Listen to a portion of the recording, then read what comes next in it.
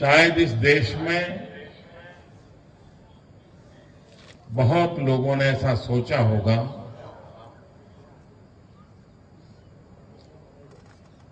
कि सरकारी कारोबार से, सरकार के कामकाज से सरदार वल्लभ भाई पटेल का नाम अगर मिटा देंगे तो हिंदुस्तान के नागरिकों के दिलों से भी सरदार वल्लभ भाई पटेल का नाम मिट जाएगा। बहुतों ने ऐसा सोचा होगा, लेकिन भाइयों बहनों, जब 15 दिसंबर को सरदार वल्लभ भाई पटेल की पुण्यतिथि के दिन सारे देश में उनकी पुण्यतिथि निमित्त देश की एकता का संदेश बहुत ही प्रखरता के साथ जन जन को जोड़ करके देश के कोने कोने को मिला करके रन फॉर यूनिटी, इस कार्यक्रम को जो सफलता मिली है,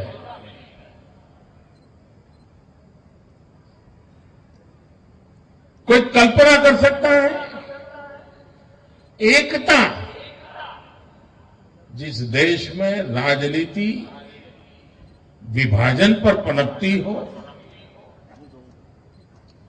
तोड़ना, मरोड़ना, मोड़ना, यही जिस देश में राजनीति का स्वभाव बन गया हो,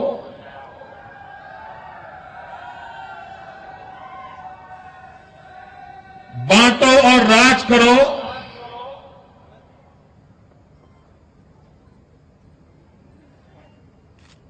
आजादी के बाद उसी राजनीतिक कल्चर को देश के जहन में उतार दिया गया हो, ऐसी विकृति के बीच एकता की बात करना कठिन काम है। एकता का संदेश लेकर के जाना कठिन काम है, लेकिन उसके बावजूद भी एकता के मंत्र को लेकर के देश के 1100 से अधिक स्थानों पर करीब 50 लाख लोग रन फॉर यूनिटी के लिए दौड़े। एकता के लिए हिंदुस्तान दौड़े, ये अपने आप में एक बहुत बड़ी घटना है। जिन लोगों ने सरदार साहब को भुलाने की कोशिश की है, उन्होंने भी कभी सोचा नहीं होगा कि सरदार साहब की विदाई के इतने सालों के बाद भी हिंदुस्तान के दिलों में सरदार वल्लभ भाई पटेल जिंदा है।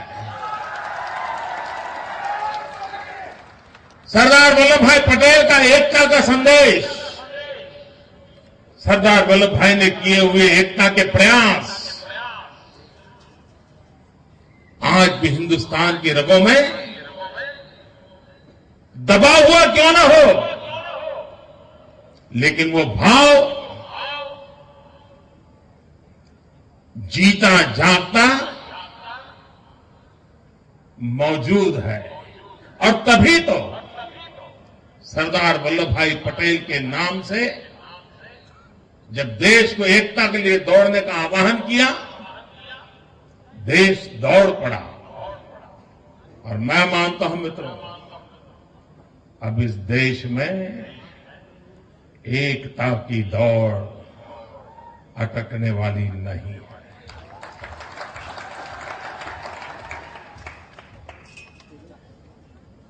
एकता का जज्बा अब रुकने वाला नहीं है।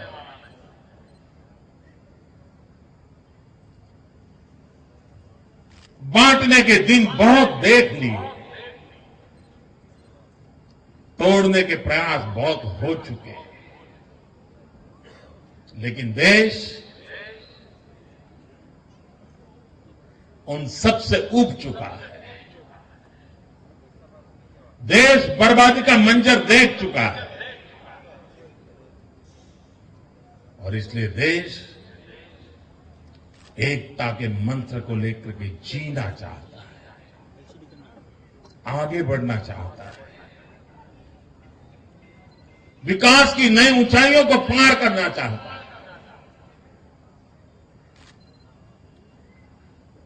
भाइयों बहनों,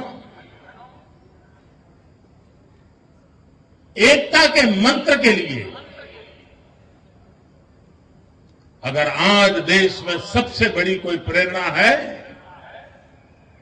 तो सरदार वल्लभ भाई पटेल है।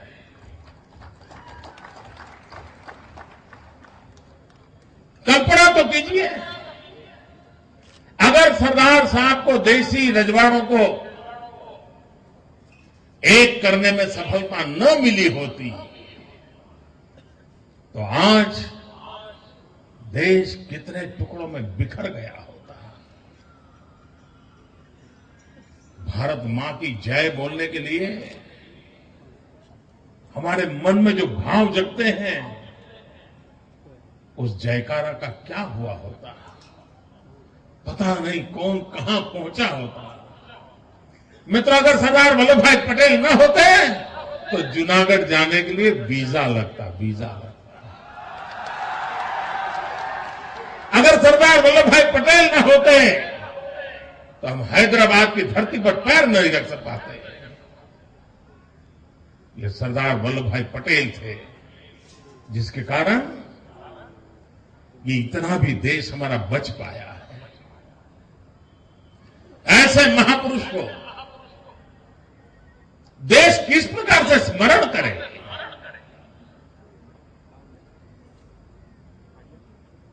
सरदार साहब आने वाली सदियों तक देश को किस प्रकार से प्रेरणा देते रहे। उन्होंने जो महान पुरुषार्थ किया, वह पुरुषार्थ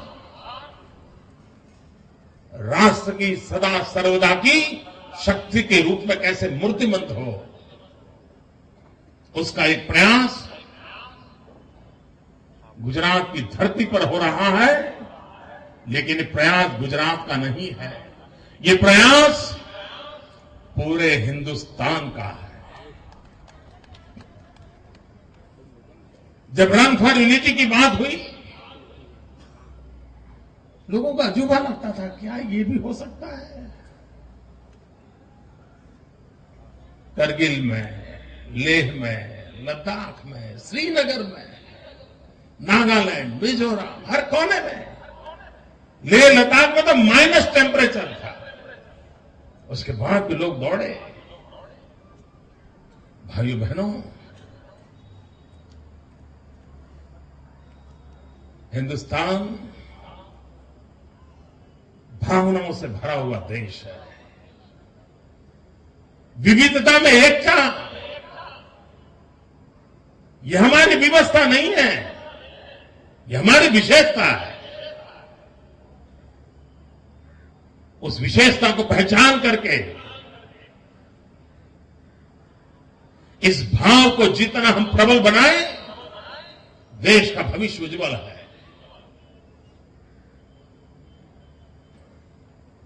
स्टैच्यू ऑफ यूनिटी जनता जनार्दन से चंदा मांग करके पूरा किया जा सकता था, लेकिन कल्पना यह है इस देश का हर गांव जुड़े, इस एकता के कार्य में जुड़े, और तभी तो देश के लाखों गांवों को इसमें जोड़ना है। और जोड़ने का तरीका भी बहुत ही प्रेरक सोचा है। बहुत से ऐसे स्थान होंगे जहां पुरानी तोप और तलवार मौजूद होगी, और कोई ये भी कह देता कि मोदी जी इतनी मेहनत क्यों करते हो, ये हमारे गांव में 4 पुरानी तोप है, बढ़िया सा स्टील है, ले जाओ बना देना सरदार साहब का पुतला। ना, हमें तोप और तलवार नहीं चाहिए। हमें तो किसान ने खेत में जिस औजार से खेती की है, भारत मां की पूजा अर्चना की है, भारत के कोटि कोटि जनों का पेट भरा है, उस किसान से पसीने से जो अभिषिक्त हुआ है, ऐसा लोहे का टुकड़ा चाहिए।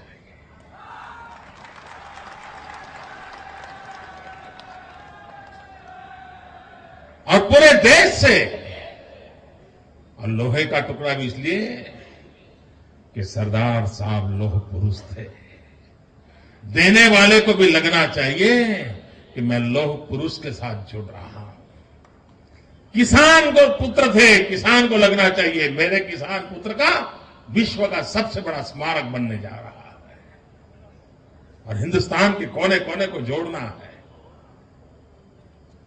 इसके साथ एक विषय और भी लिया कि सरदार साहब आजादी के बाद गुड गवर्नेंस, सुराज्य, उसके पक्षधर थे, प्रणेता थे।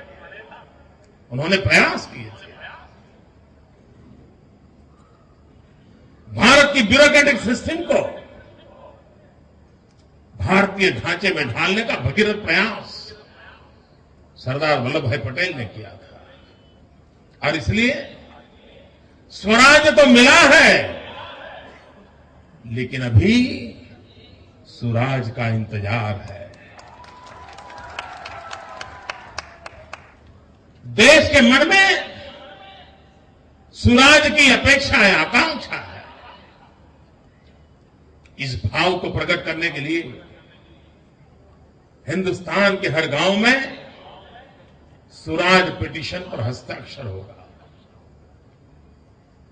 और जिस कपड़े पर यह हस्ताक्षर होने वाला है, वो सारे कपड़े जब वापस आएंगे हस्ताक्षरों के साथ, उस पर करोड़ों करोड़ों हस्ताक्षर होंगे।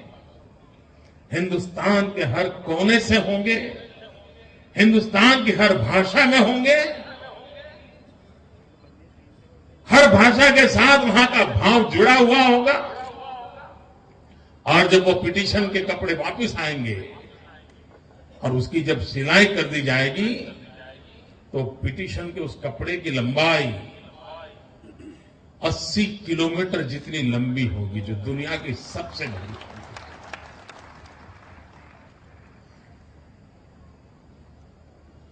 इसके साथ साथ हिंदुस्तान के हर गांव से पवित्र मिट्टी का भी संग्रह होना है। और पवित्र मिट्टी भी ऐसे ही गांव में ले लिया रखना, ऐसा नहीं। गांव के लोग यात्रा निकालेंगे अपने गांव की, वहां की स्कूल में से थोड़ी मिट्टी लेंगे जहां से भारत का भविष्य बनता है। कोई पवित्र धर्म स्थल होगा, वहां से मिट्टी लेंगे। कोई पवित्र मजार होगी, वहां से मिट्टी लेंगे। कोई गुरुद्वारा होगा, कोई चर्च होगा, वहां से मिट्टी लेंगे। गांव के अंदर कोई शहीद हुआ है तो शहीद का स्मारक होगा, तो वहीं से मिट्टी लेंगे। देश की एकता, देश के सामर्थ्य, देश के संस्कार, इसके साथ जुड़े हुए जितने भी प्रतीक हैं, उसे उनको जोड़ा जाएगा। और उस मिट्टी को भी इस प्रोजेक्ट के अंदर उपयोग में लाया जाएगा। इतना ही नहीं, जो म्यूजियम बनेगा उसमें भी जो मिट्टी आएगी उसका एक थोड़ा हिस्सा रखा जाएगा, जो आने वाली सदियों तक लोग देख सकेंगे कि हिंदुस्तान के हर कोने के हर गांव की मिट्टी का नमूना यहां पर मौजूद है। जिस गांव के अंदर ये लोहा संग्रह का कार्यक्रम होगा और जहां पंचायतें हैं, वहां पंचायत के जो प्रधान है उनकी तस्वीर, उनका बायोडेटा, हो सके तो उस पंचायत के सभी सदस्यों की तस्वीर, उसको भी इकट्ठा किया जाएगा और आधुनिक टेक्नोलॉजी के माध्यम से एक कोलाज वहां खड़ा किया जाएगा। कोई भी इलेक्ट्रॉनिक सिस्टम से देख सकेगा, 100 साल के बाद देखेगा कि 100 साल के पहले मेरे गांव से कौन प्रधान थे जिसने मिट्टी और लोहा सब भेजा था, वो खोजेगा तो उसकी तस्वीर उसको देखने को मिलेगी। लोगों को जोड़ना है, इतना ही नहीं, देश में करीब 1.25 लाख से ज्यादा माध्यमिक एवं उच्चतर माध्यमिक स्कूल है। आने वाली पीढ़ी को भी एकता का मंत्र कैसे गूंजता रहे, हमारी इस विरासत को, एकता की विरासत को आने वाली पीढ़ी कैसे संभाले, उसको भी संस्कार होना चाहिए। उस बात को ध्यान में रखते हुए देश की 1.25 लाख से ज्यादा स्कूलों में एकता, इसी एक शब्द पर एकता, ऐसे कंपटीशन होगा, निबंध स्पर्धा होगी। लाखों बच्चे, बालक इस निबंध स्पर्धा में शरीक होंगे। 2.5-3 करोड़ रुपए के इनाम दिए जाएंगे और तहसील, जिले, राज्य में जो विजेता लोग हैं, उन विजेता विद्यार्थियों की फोटो के साथ उन्हीं की भाषा में लिखे हुए निबंध, उसको भी डिजिटली संग्रहित किया जाएगा, उनका एक कोलाज बनाया जाएगा और उसको भी स्टैच्यू में रखा जाएगा। जब उस स्कूल के बच्चे आज से 100 साल के बाद यहां पर भ्रमण करने के लिए आएंगे तो वो भी ढूंढ करके देखेंगे कि 100 साल पहले हमारे स्कूल के कौन विद्यार्थी थे जिसने एकता पर निबंध लिखा था और जिसकी याद यहां मौजूद है। कितना हर पल एकता का अनुभव होगा और इस काम को करने के लिए कर रहे हैं। आज यहां से पूरे देश में ट्रकों के द्वारा रिसोर्स किट भेजी जा रही है, उसके प्रस्थान का अवसर है। देश के कोने कोने में आधुनिक टेक्नोलॉजी से सज्ज किट जाएगी। टेक्नोलॉजी से पता चलेगा किस गांव में पहुंचे हैं, क्या हुआ क्या नहीं हुआ, वो किट कहां पड़ी है। शायद इस देश में इलेक्शन कमीशन जब चुनाव लड़ा का योजनाएं करता है और हर बूथ तक जिस प्रकार का अरेंजमेंट करता है, सारी सरकारें लगी होती है। शायद उसके बाद एक साथ पूरे देश में इतना बड़ा अभियान हो रहा हो, ये पहली घटना है।